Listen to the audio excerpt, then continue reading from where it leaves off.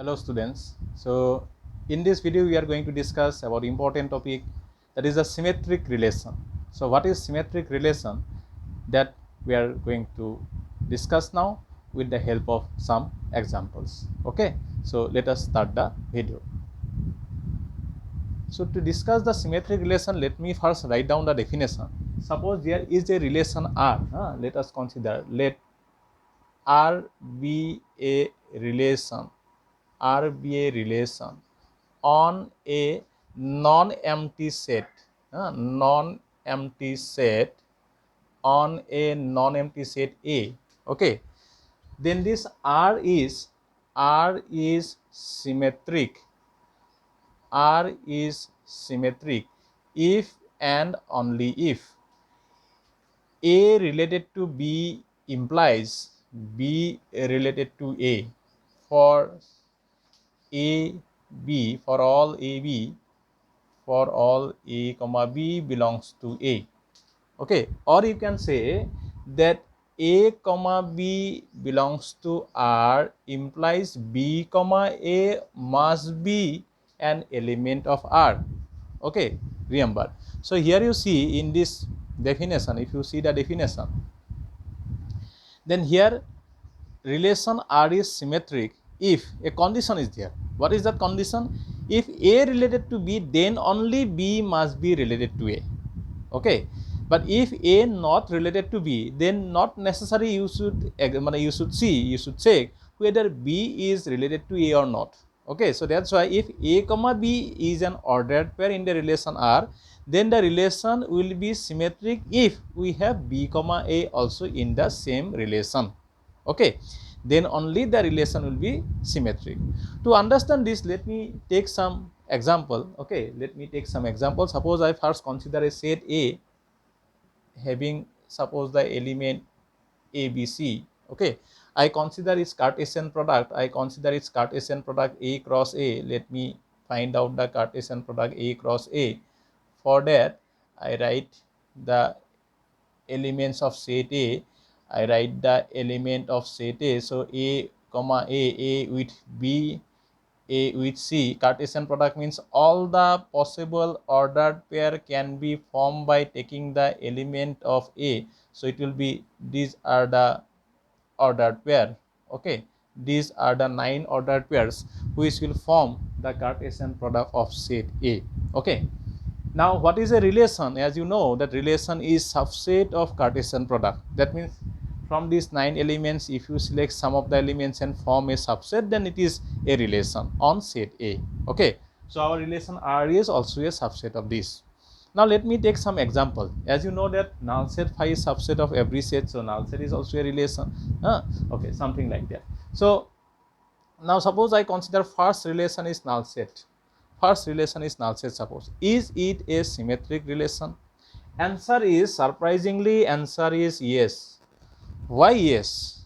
Okay, because if I go to the definition, if A comma B is there, then you must have B comma A also. Conversely, what you can say, that if A comma B is not there, then we no need to have B comma A. Here in null set phi, we do not have A comma B. Nothing is there in null set phi, so we do not have A comma B. So we no need to have B comma A. Okay, so A comma B is not there, B comma A is also not there. That's why null set phi is a symmetric relation. Or you can say like that, here you cannot have any ordered pair A comma B to prove that it is not symmetric by saying that B comma A is not there. Okay, say suppose A comma B, you can find A comma B is in null set phi, but you cannot find B comma A, so you can say that yes, it is not symmetric, but you cannot find out such A comma B in null set phi for which B comma A is not there. Okay, clear? Next, if I consider this one, next if I consider this A comma B, B comma A, okay, C comma A comma C, then what will be the answer? Yes, answer is yes. Okay, this is a symmetric relation. Answer is yes. Why it is a symmetric relation? Because for A comma B we have B comma A, because for A comma C we have C comma A, or for C comma A we have A comma C.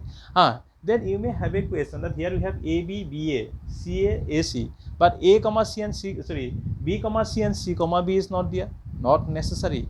Not for all element. Okay, not for all element. If A, comma B is there, then only we need B, comma A. We no need to think about the other elements of set A. It is not like your reflexive relation. Reflexive relation for every element. Here for A, comma B, we should have B, comma A. Okay, like that. So it is yes. Next, if I consider the next relation, if I write this,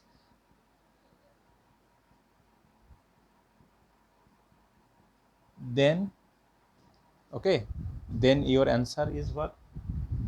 Answer is here also the answer will be yes. Why answer is yes? Okay, here also the answer is yes here. Why answer is yes? Because here whatever the ordered pairs you have taken, they are their own symmetry. They are their own symmetry. Let me explain this one. So here what is the definition of symmetric relation? That if x comma y is in relation, then we should have y comma x also in the relation. Yes, this is the condition. Now suppose we consider x, y both are equal to a. X, y both are equal to a. Then what will happen? X comma y, that means a comma a belongs to R. Then we should have y comma x, we should have a comma a again belongs to R. That means we should write 2 times a comma a. Actually 2 times we should write a comma a. If a comma a belongs to R, a is x, b is y. Okay, sorry, x y, y x. If x y both are equal to a. So if a comma a belongs to R, then a comma a belongs to R. Then it is symmetric. We should write a comma a twice. But as you know that relation is nothing but it is set. In a set, the repetition of element is not allowed. You no need to write one element more than once. That's why this a comma a, we do not write 2 times. We write only once. Okay, so that's why this relation is a symmetric relation. Okay, symmetric relation. Now R4, only a comma a. Only a comma a. Is it symmetric? This time also answer is yes. It is symmetric. Why it is symmetric? The same example, same reason. Same reason for that. Whatever the reason you have used for R3, for same reason, it is symmetric. Here the other ordered pairs are not there. Not necessary. As I told you, not for all. Okay, not for all elements. All elements should not satisfy the condition, but the elements which will satisfy condition, they are sufficient. If a comma b is there, then b comma a. No need to think about the other elements. Okay. Then R5, let me take another example. R5, okay, a comma b only. It is yes. Okay, R4 is yes. R5, a comma b, singleton set, only one ordered pair. It is also singleton set, only one ordered pair, but both the components are same. This is also a singleton set, only one ordered pair, but both the components are different. This time you see, this time answer is no. Why answer is no? If a comma b is there, we should have b comma a also. Here a comma is there, we should have a comma a also. But both the ordered pair is same, that's why we can write only once. But here as these are different, first second component different, so if we have a comma b, we must have b comma a according to the definition of symmetric relation. So that's why this answer is no. This answer is no here. Okay. Next, another one let me consider. Say a comma b is there, b comma a is there, okay, and b comma c is there. Is it? Answer is no. Why no? For a comma b we have b comma a. Up to that, yes, it is okay. But for b comma c we should have c comma b. That is not there. That's why answer is no. Okay, that's why answer is no, because of this element, because of this order pair b comma c, because of that. Okay, but if it is not b comma c, it is suppose b comma b, then answer will be again yes. Okay.